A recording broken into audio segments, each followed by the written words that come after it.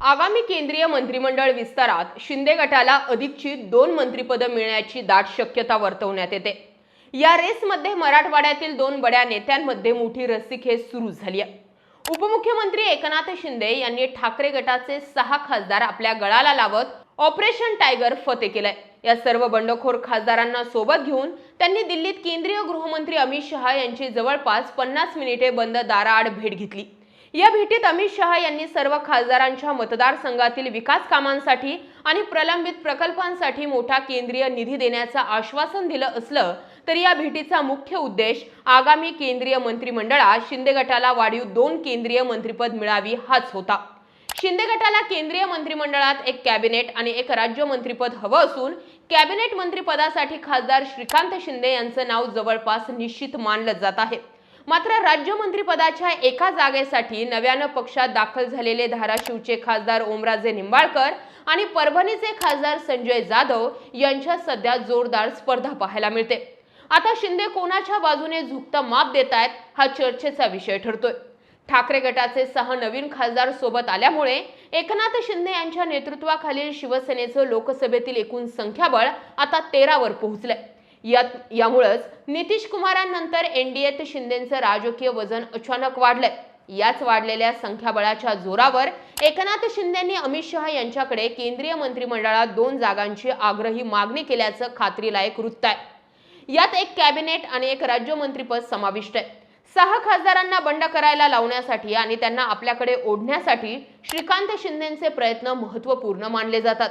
या मोहिमेची पूर्ण सूत्र श्रीकांत शिंदेंनी एक हाती घेतली होती। त्यामुळे पक्षातील योगदानामुळे श्रीकांत शिंदे यांना कॅबिनेट मंत्रिपद मिळण्याचं जवळपास निश्चित मानलं जातंय। उर्वरित एका राज्य मंत्रिपदासाठी मराठवाड्यातील 2 मातब्बर खासदार समोरासमोर आल्याची देखील चर्चा। या खासदारांमधलं पहिलं नाव म्हणजे ओमराजे निंबाळकर। ओमराजे निंबाळकर यांची धाराशिवच्या तरुणांमध्ये प्रचंड क्रेज आहे। वडील पवनराजे निंबाळकर यांच्या हत्येनंतर अतिशय संघर्षातून ओमराजेंनी धाराशिव आणि लातूर जिल्ह्यात स्वतःची राजकीय पकड मजबूत केली आहे। वडिलांच्या हत्येनंतर ओमराजे निंबाळकर यांनी अत्यंत तरुण वयात घराण्याची राजकीय धुरा स्वतःच्या खांद्यावर घेतली। वडिलांच्या निधनामुळे मिळालेली सहानुभूती आणि स्वतःची आक्रमक शैली याच जोरावर त्यांनी 2009च्या विधानसभा निवडणुकीत शिवसेनेकडून निवडणूक लढवली आणि राष्ट्रवादीच्या पद्मसिंह पाटील यांच्या मुलाचा म्हणजे राणा जगदीशसिंह पाटील यांचा पराभव करत पहिल्यांदा आमदार म्हणून विधानसभेत प्रवेश केला। 2014च्या विधानसभा निवडणुकीत त्यांना पराभवाचा सामना करावा लागला। मात्र 2019च्या लोकसभा निवडणुकीत शिवसेनेने त्यांना धाराशिवमधून तिकीट दिलं। या निवडणुकीत त्यांनी त्यांचे कट्टर प्रतिस्पर्धी राणा जगदीशसिंह पाटील यांचा पराभव केला आणि पहिल्यांदाच खासदार झाले। त्यानंतर 2024च्या लोकसभा निवडणुकीतही त्यांनी धाराशिवमधून जवळपास 3 लाख विक्रमी मताधिक्याने आपला विजय कायम राखला।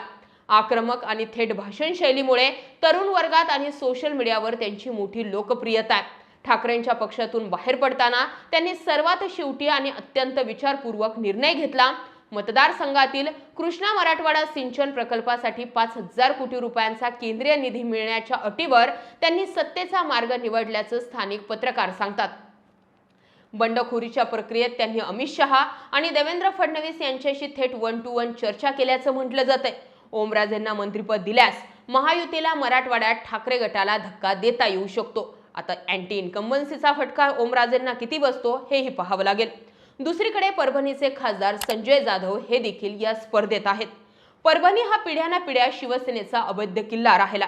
बंडू जाधव यांनी मतदारसंघात स्वतःची बॉस अशी ओळख निर्माण करून कार्यकर्त्यांची मोठी फौज जमवली आहे। 2004च्या विधानसभा निवडणुकीत परभणी मतदारसंघातून शिवसेनेच्या तिकिटावर विजय मिळवला।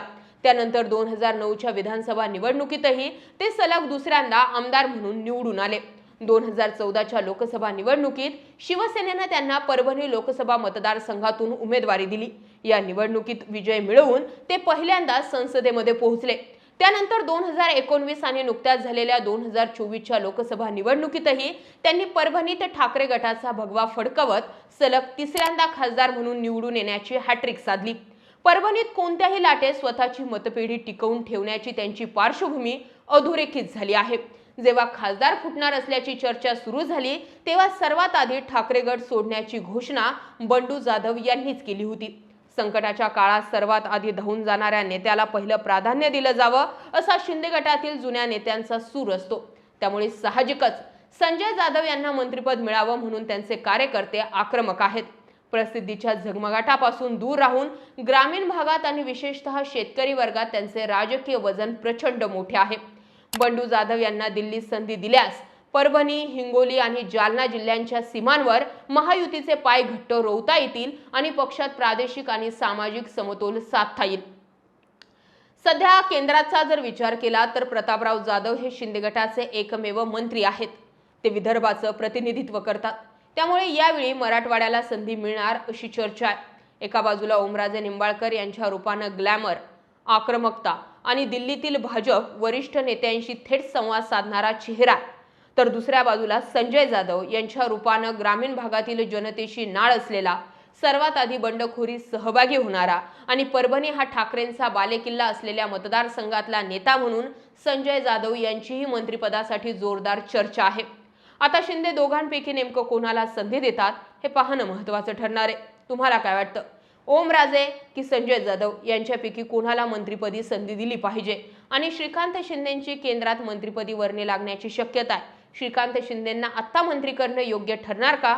हेही कमेंट करून नक्की कळवा। जय महाराष्ट्र।